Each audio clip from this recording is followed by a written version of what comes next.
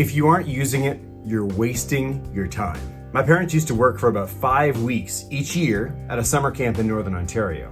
I was about 4 years old when they started going, and I loved it. I still love it up there. I love the smells of the forest. I love the sounds of the birds and the crickets and the frogs. I love the sights of the sunrise or sunset over the lake, which gave a mirror reflection of the trees in the sky. Absolutely gorgeous. There were 3 camps around the lake.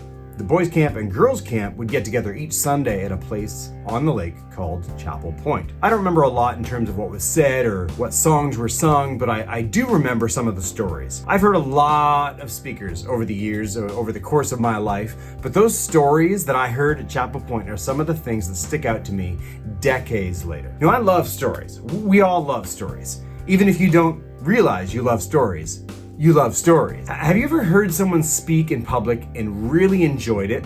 Chances are that that person used story to communicate to you in a way that you would remember. In school, you learned about story. You learned about story structure and how to write story. You studied the plays of Shakespeare, read classic novels, and learned the mechanics of the stories that they tell. When you graduate from high school, unless you go on to study literature, you tend to think that you don't need that story stuff anymore.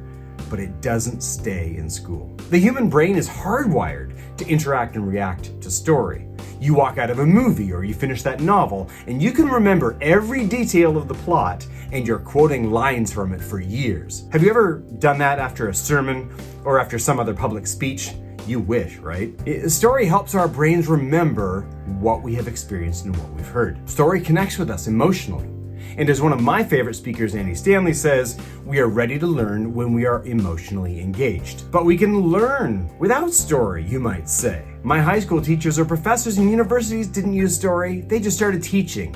Yes. But if you were engaged at all, it was because you were already motivated by other factors. The fact that you might fail a course or have to do it again, a desire to get into a specific university program, or maybe the money that you or your parents are paying for your education. Those are all emotional motivators, which led you to being emotionally engaged with the process. You know, emotions can't be separated from who we are and how we engage with the world. We are emotional beings, and that's okay. Like Brené Brown says, we are not thinking machines that feel, we are feeling machines that think. So is it manipulative to try and use story to get someone's attention like this? No, this is just speaking like a human being.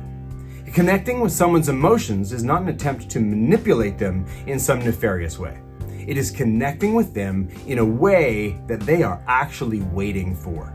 You are simply communicating in the way that is most natural to humans, all cultures. A 1997 study at the University of Liverpool found that actually 65% of our speaking time is spent on personal stories and gossip, regardless of age or gender. Stories. That's simply how we communicate. We're emotional beings. Accept it, then lean into it.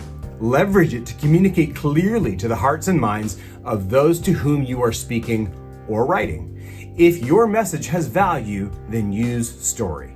You know, stories aren't just entertainment as much as some might think. They are basic communication. Stories are the universal human language. We find them enjoyable because they resonate with us in our souls. And not just in our souls, in our brains. Stories synchronize the listener's brain with the storyteller's brain. When you tell a story, the neurons in the brain of your listener fire in the same pattern as your brain while you are telling it. Scientists call this neural coupling.